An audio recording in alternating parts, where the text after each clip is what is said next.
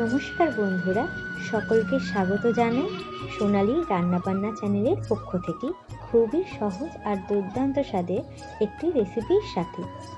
আমার আজকের পর্বে রয়েছে খেজুর, আমসত্ত্ব আর কারি পাতা দিয়ে টমেটো চাটনি।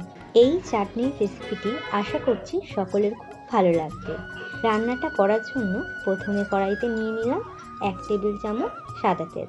তেলটা ভালো করে গরম করে নিয়ে 1 টিস্পুন সর্ষে ফোড়ন দিয়ে নিলাম শুকনো লঙ্কা আর আদা কুচি সমেত 1টি বড় সাইজের টমেটোকে।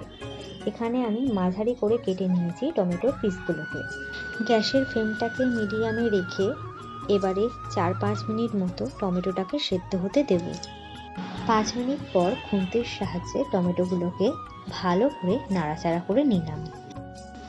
এরপর 12টা মতো খেজুর অ্যাড করে নিলাম। এরপর আমি এখানে লবণ যোগ করলাম। লবণ দেওয়ার ফলে টমেটোগুলো তাড়াতাড়ি মজে যায়। এবারে 1/2 টিস্পুন মতো হলুদ গুঁড়ো দিয়ে নিলাম।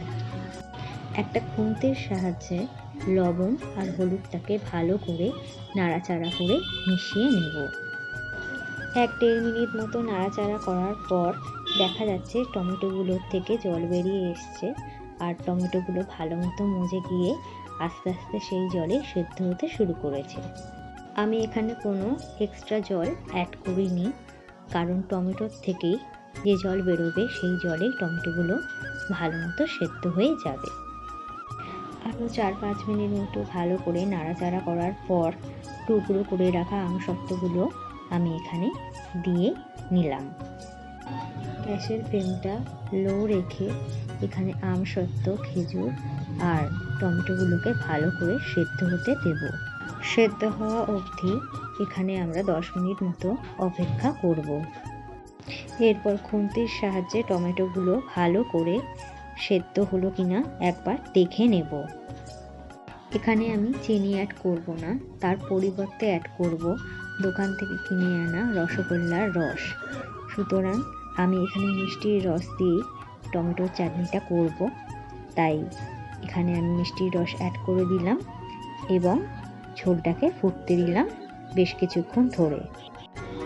ঝোলটা যতক্ষণ ফুটছে ততক্ষণ আমি আর একটা কড়াই নিয়ে নেব এবং সেই কড়াইতে একটুখানি সর্ষের তেল অ্যাড করে নেব। কড়াইয়ের তেলটা একটু গরম হয়ে এলে এবার আমি কয়েকটা কারি পাতা নিয়েছি, কারি পাতাগুলোকে তেলের মধ্যে ভেজে নিলাম। এদিকে আমার টমেটোর গ্রেভিটাও বেশ গাঢ় হয়ে এসছে।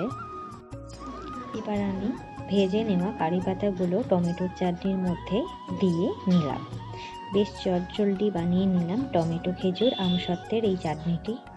রেসিপিটি যদি ভালো লেগে থাকে চ্যানেলটি সাবস্ক্রাইব করবার জন্য অনুরোধ রাখলাম।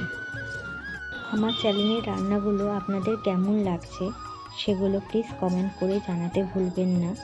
রেসিপিগুলো যদি ভালো লেগে থাকে তাহলে প্লিজ লাইক করবেন, একটু শেয়ার করে দেবেন, তাহলে খুব খুশি হব।